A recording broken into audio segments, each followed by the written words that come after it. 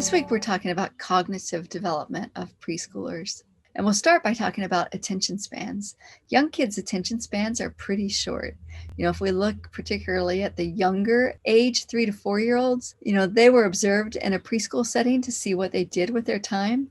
They went from activity to activity, not spending much time in any activity.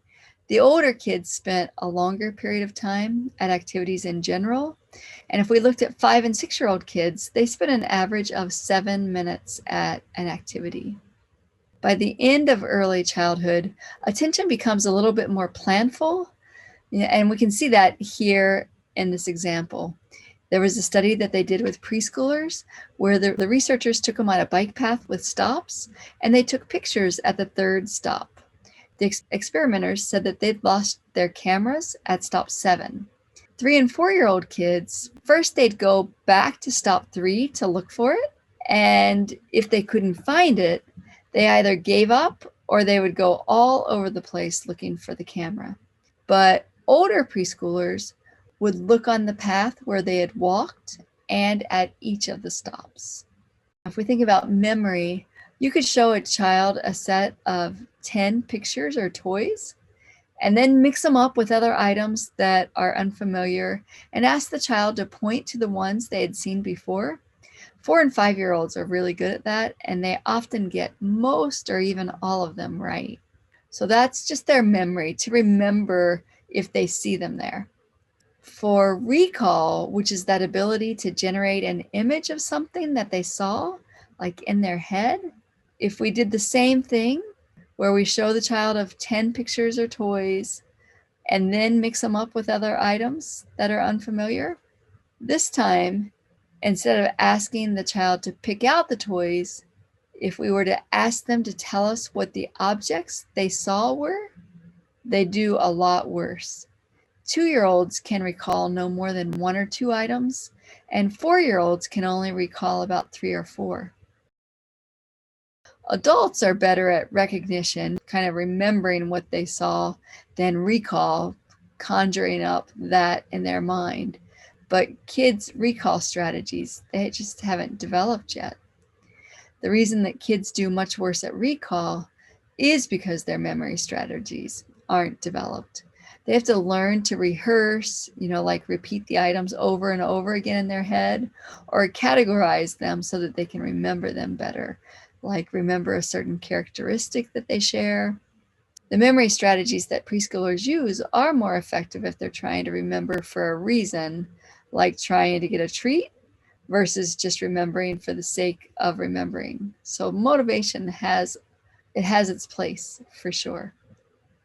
Preschoolers remember familiar experiences in terms of scripts or general descriptions of what occurs, and then when in a certain situation. If we look at their pretend play, they use scripts for sure. I'm sure that you guys have heard them play and been like, well, that sounded just like me. So you're playing into their script because there are probably some things that you say in a similar way over time, and that has helped to develop a script in your child's mind. We see the scripts when kids play doctor, because they'll start checking the heart and check the blood pressure, take the temperature, and they're using scripts for what they know about what has happened at the doctor's office to help them with that. Young kids think that a person has to actually see something happen in order to know that it's happened or know what it was that happened. They don't think that a person can actually make an inference. For example, there was a young child who was watching, and they showed an adult a transparent jar of red balls. Or, you could use other objects, but all of the same color. And then out of the adult's sight, they put 1 ball in a paper bag. They then told the adult that 1 ball had been moved to the bag. For kids who were under the age of 6, most kids insisted that the adult had no way of knowing that the color of the missing ball was red. Isn't that kind of funny? Now, as part of their cognitive development, kids begin to engage in more pretend play. They use it to better understand what's happening in their world, We often see kids imitate what they experience. They might use pretend play to understand things that they've seen or things that they're just trying to figure out. Preschoolers who spend more time in pretend play are rated as more socially competent a year later. So they get along with their peers better 1 year later because there's a lot of back and forth in pretend play. Pretend play also predicts executive function skills. We're going to talk more about those in a few minutes, but those are really high level skills for kids that age. Their memory, logical reasoning, language and literacy skills, imagination, creativity, being able to reflect on their own thinking. It helps them regulate their emotions. And pretend play also helps kids to take another person's perspective. So if there's one thing that you could do with your kids that would be a really great service for their future success at school, it would be to pretend play with them. Kids who have imaginary play friends have more imaginative pretending. They're more likely to describe others by their feelings and thoughts, and they're more sociable with their friends. One of the things that kids learn as they're engaging in pretend play is how to deal with rules. It helps them kind of grapple with things that they don't like sometimes, but they begin to kind of internalize those more through playing. Kids who have experiences with different kinds of symbols, like picture books, photographs, drawings, maybe pretend play, and maps, are more likely to be able to understand that one thing can stand for something else. One thing about preschool age kids is they're egocentric. They think that others see things the way that they do and can see the same things that they do. They also think that they're responsible for things that happen, whether they're good or bad. And, that's part of their magical thinking, that they're very powerful and that things happen because of them. Now, sometimes when there are bad things that happen, if a child was mad at a person and something happened to them, your child could end up being a little bit afraid because they may think that they caused something bad to happen in that person. And so we always want to make sure that kids know that whatever happens is not their fault. Kids engage in private speech, which is where they say things out loud to help them understand things on an internal level. And as they get better at understanding things internally, they say things out loud less and less. Preschool kids who use private speech when things are hard, they're engaged, they're paying attention to the task, and they do better than kids who don't talk to themselves during an activity. So there really is something to that. Some people call that talking on the two levels, the internally as well as externally, and that just things get so much more integrated internally when we do that. You guys have seen this many times, I know, that you scaffold your kids' learning. How you give more support when kids are trying to do something new for the first time, and then less support as kids get better at doing whatever it is they're doing. And what that does is it helps kids, first of all, be able to do what they're trying to do, but also to feel good about their skills and have a belief that they can do them. So very often there are things that kids can't do by themselves, but if we're there and we support them doing it by giving them a little bit of assistance at the very beginning and telling them, with practice, you're just going to keep getting better and better at this. What we see is kids begin to take on more and more responsibility, and they do, of course, get better and better. Now, there are so many skills that preschool kids are learning, as you guys know so well.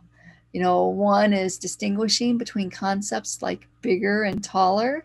If they've already got one word for something, sometimes it's hard for them to understand that another word could mean something really similar. They're learning that there are so many things in the world to learn, and They want to understand so much of it. Once they figure out that there's so much to know, they can be very, very curious. And you guys may have heard your kids ask why like 1,000 times a day. And I don't know if it drives you bananas, but hopefully this will help you look at it in a different way. It may still drive you bananas. And maybe you'll be like, all right, I need to take time to be here to support my child by actually indulging them and answering some of these why questions. It's because they're just figuring out that there's so much to know and they just want to know it. And that's exactly what we want in our kids, right? We want them to have that love for knowledge. You know, as kids play with their toys, they catch and throw balls, run and play in their space and fill in empty containers. They're learning about spatial relationships and how they themselves fit in that space. And that can help them with their later mathematical abilities down the road. Kids are also learning to negotiate to get what they want. They very often like to hear the same story over and over again, just like we've talked about that well-worn hiking path that gets developed in the brain. When kids read the same stories over and over again, the child is cementing it in their memory.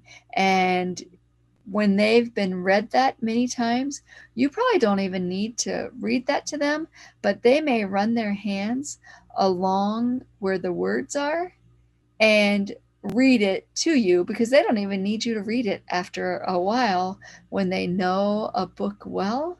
And this is the beginning of literacy, or it's not just the beginning, it's well along in literacy because kids know that these symbols have meaning behind them. And if any of you have ever seen your child maybe recognize the M at McDonald's, and you're just driving down the road and then all of a sudden they say McDonald's, it's kind of powerful to see that. 2-year-olds may do that. And what that is that's the precursor to reading, because kids are associating a symbol that they see with a meaning. Same with cereal boxes, all those sorts of things. Kids are also learning to play games with rules. They're learning to predict what's going to happen next. And they're learning problem solving skills when they're trying to figure out how to make things work, and relationships between their actions and their consequences. Like, what happens when I do this? Then they're also learning to sort and classify objects. Lots of times that might be happening around age 3 even.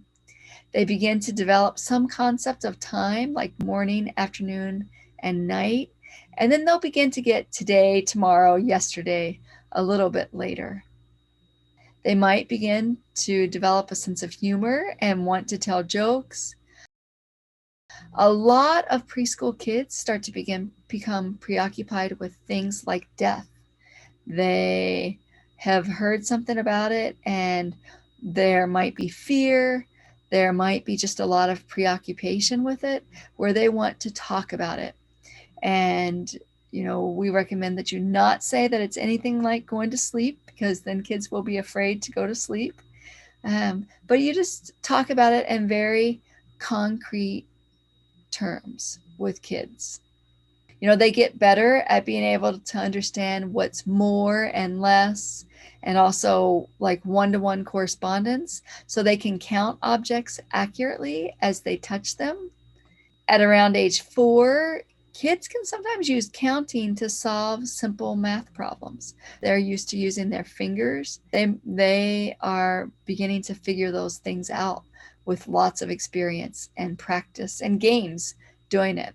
We never want to make learning boring for kids. As long as we can make it fun, they will be really engaged in doing things, unless it's just not something they're interested in which case we want to follow their lead.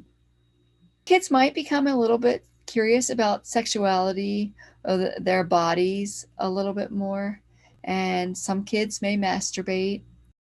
Toward the end of the preschool years, they become worried about whether things are fair, and they also might have a hard time if they lose a game. So they have to learn how to lose, that, sometimes we win, sometimes we lose, and this time you lost. Next time you can try really hard. And you have to say congratulations to the person who won. Now, I mentioned executive function skills before. There are a number of executive function skills that increase over the preschool years. And executive function skills include that ability to inhibit impulses, to pay attention, to plan, and to flexibly shift their focus of attention. Kids have better working memory skills that support this advance in all these different areas of kids' executive function skills. First, preschoolers' ability to inhibit their impulses continues to increase. So, for example, when 3 and 4-year-old kids are trying to do a task where they have to tap once when an adult taps twice, or tap twice when an adult taps once, or, for example, if they have to say night when there's a picture of the sun and say day when there's a picture of the moon, they make a ton of errors. But by the time kids are 6 or 7, those tasks are much easier for them. They're able to focus and inhibit other responses because of the connections that are forming in the brain in that prefrontal cortex area. And that helps kids be able to sit still longer, to not jump up, to plan ahead, to pay attention, and then to shift what it is that they're paying attention to. Preschool kids develop that ability to shift their attention as they get a little bit older and they have more practice. Younger kids can get kind of caught in details and be stuck, while older kids can let some of those things go to pay attention to details that are more important. For me, it's crazy to think about how amazing the brain is and how kids' development proceeds. Kids' working memories also keep improving throughout the preschool years. Having better working memories helps kids to remember a few rules, maybe ignore rules that are not important in the moment, and shift their focus to the rules that are important in the moment. Preschool is a time when kids' ability to plan increases quite a bit. Teachers will often have them practice these skills by asking them what activities they want to engage in during the day and having them kind of plan out their day, and then supporting kids to follow up with some of that. Kids who have parents who are sensitive to their needs and who scaffold their development. So when kids aren't very good at doing something, maybe the parent gives them more support, and then letting kids have more responsibility over time as they're getting better at it, they end up having better executive function skills, which translates to better performance in school. There's so much about cognitive development of kids that's just fascinating to learn about.